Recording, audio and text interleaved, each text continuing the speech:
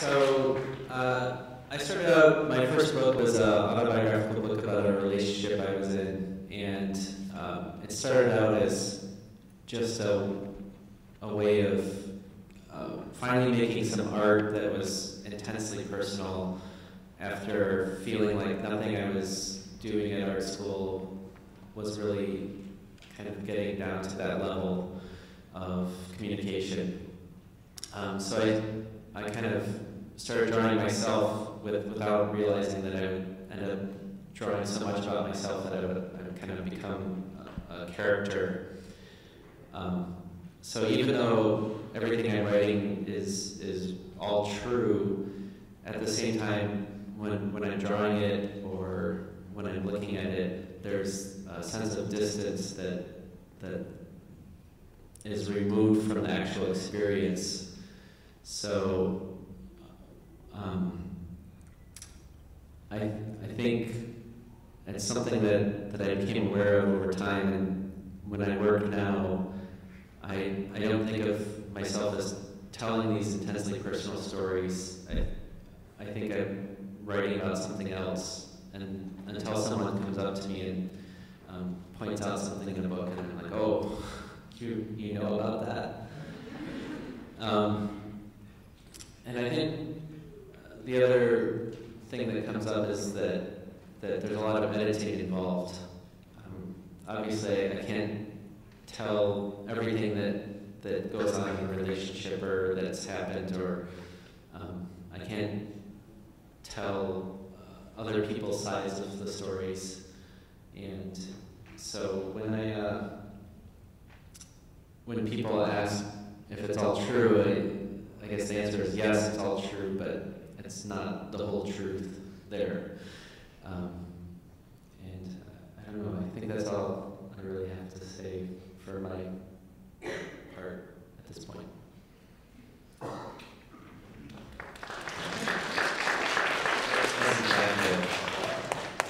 Well, I began making comics when I was a freshman here at SAIC. I began publishing them in F News magazine.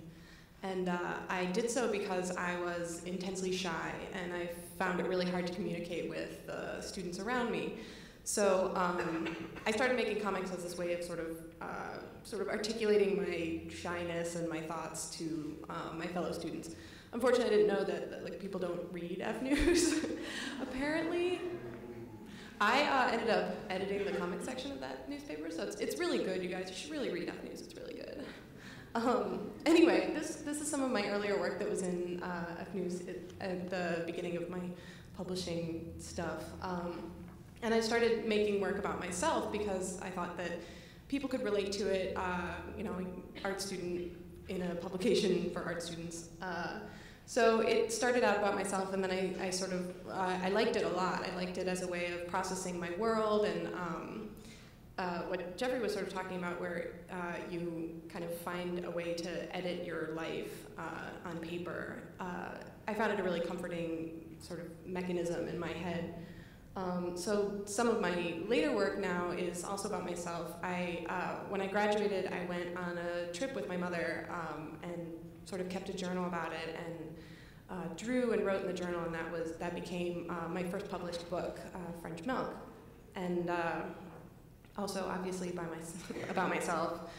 And so identity in comics is something that I think about a lot and sort of process a lot, and the idea of having this character that is you and is at the same time not you. So now I try and make work about stuff that I feel and think that other people might feel and think, as a way to, again, sort of find empathy in the world and find connection with other people and readers, and as this way of expressing myself when I feel too shy to actually express the thoughts that I'm trying to get across to people.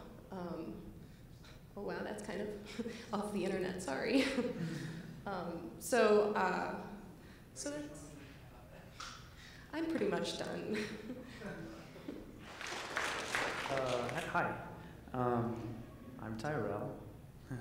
I don't know, I think I've wanted to draw comics since, I don't know, like 3rd grade, I think. And I wanted to draw X-Men and I wanted to draw like Jim Lee. And yeah, I kind of am not like that anymore as much, but I like the X-Men, but that's not my ambition anymore. I think that what happened was, as long as I can remember, I've been drawing, and as soon as I started getting into comics, it just kind of became something that I always was drawn to. I was drawn to the way the stories were told. I was drawn to superheroes at the time, and just the the style just kind of, it just all sucked me in. I don't know, it was like an instant kind of attraction. And I kind of branched out after a while, like in high school and college, and started trying to do different things. But I always ended up back with comics again, and I was always reading these superhero comics, and then I started making work that was like, not really superhero comics. It was like kind of maybe more focused on different aspects that aren't necessarily story driven or power fantasy kind of things. And I was like, why isn't there comics like this out there? And then, I met all kinds of people at SAIC. They're like, well, there is comics out there like that, and you should totally read them.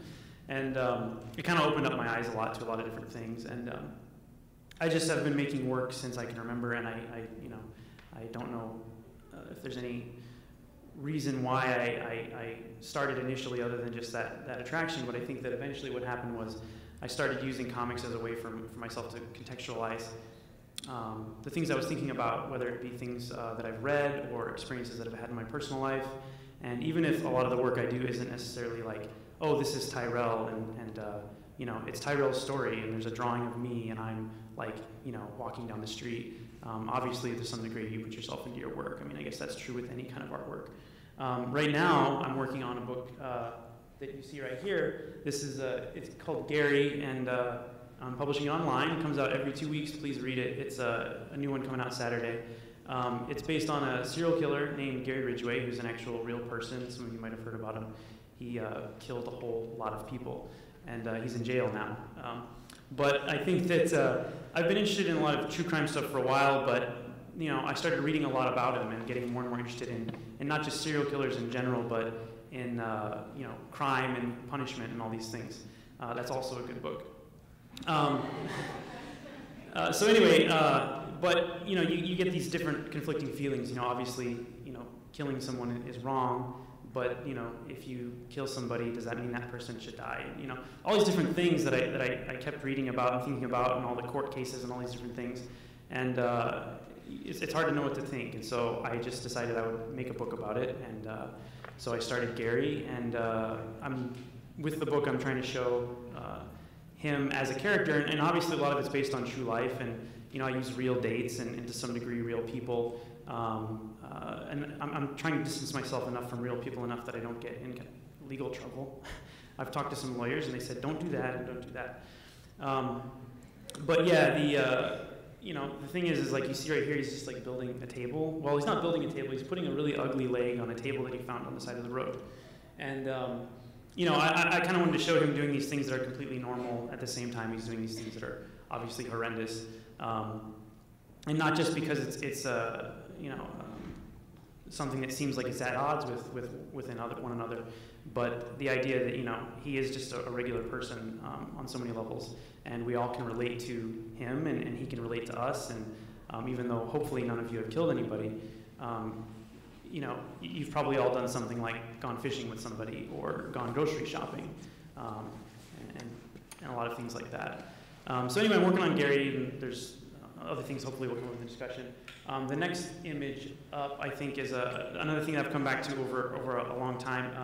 This book I do called Simon, which is kind of this avatar character who is faceless, and he doesn't really have any kind of origin or anything other than his origins are the thoughts that I have and things that I'm thinking about. So I use Simon to kind of play with what I think the comics medium is capable of, and like every time I think something like, hey, what if a panel was XYZ, or what if a book looked like this instead of like this, I try to explore those through the context of this character. So, this is a piece I did called Square One, and it's just kind of about, how a character is created,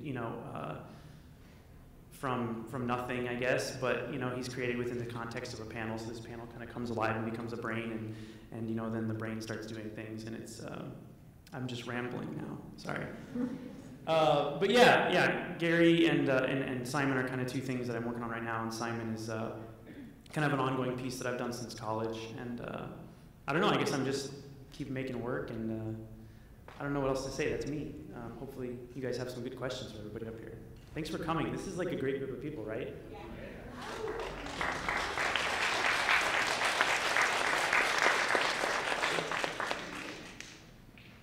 I have to say, hopefully none of you have killed anybody is probably one of the all-time best quotes I've ever heard of. You never know. You never know.